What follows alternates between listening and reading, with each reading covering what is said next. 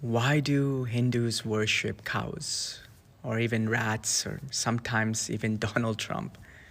To understand this question, we have to look at it from a philosophical lens rather than a ritualistic element.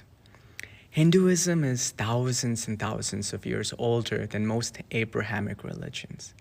And while it has a deep philosophical system, the ritualistic elements have evolved and adapted for all of these years. And in India and around the world, those who practice Hinduism will have many different customs.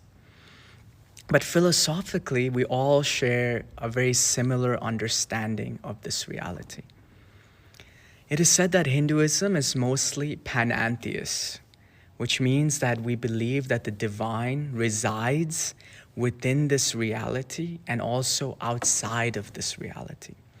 So ultimately, everything in this world at the deepest sense is divine.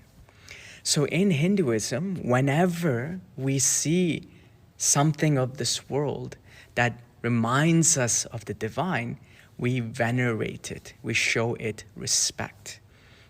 So it's not that we worship it. We do not believe that it is the fullness of God and we put it on an altar and worship. We say, this particular cow or this particular being reminds me of the divine, and therefore I show reverence to it by bowing down.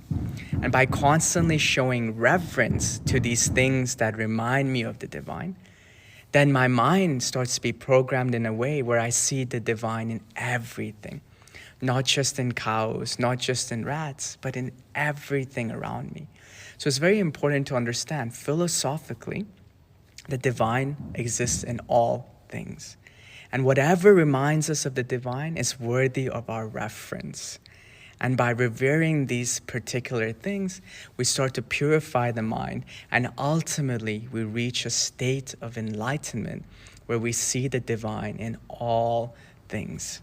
And so when we understand that philosophy, we could understand why ritualistically somebody might revere a cow or a rat or Donald Trump, depending on the context, depending on how they view the world, and depending on how they see reality. And so it might seem silly for us.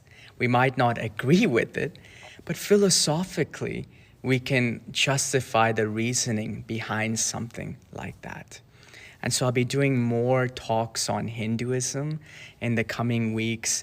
If you want to get clarity on other Hindu topics, feel free to write in the comments section and I'll try my best to address it. Much love. Take care.